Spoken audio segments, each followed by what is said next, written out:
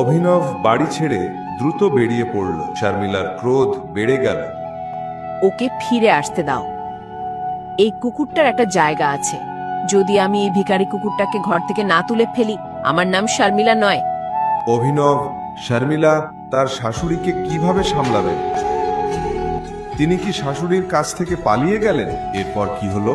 অভিনব চেন্নাই শহরের সবচেয়ে বড় হোটেল সাফায়ারে এলো। হেই নিচু মানের, থামো। ঠিকানা বদলাতে এসেছো কি? কে তোমাকে ভুগতে দিল? বেরিয়ে যাও। অভিনবের পুরনো শার্ট, ছেঁড়া জুতা আর এই সবকিছুকে নিচু চোখে দেখলো সিকিউরিটি। আমি আকরম স্যারের সাথে দেখা করতে এসেছি, অনুগ্রহ করে আমাকে ঢুকতে দিন। তুমি আকরাম স্যারের সাথে দেখা করতে এসেছো? তুমি তো বাথরুম ধোয়ার যোগ্যও নও। তোমাকে দেখলেই বোঝা যায়। বেরিয়ে যাও, বেরিয়ে যাও। সিকিউরিটি গার্ডরা তাকে টেনে বের করে দিল। সেই সময় তার এক্স গার্লফ্রেন্ড ভাবি ও তার নতুন বয়ফ্রেন্ড দেবও সেখানে এলো।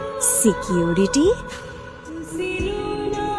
তোমরা তো শুধু তার মতো ভিক্ষুকদেরই খাবার দাও, তাই না?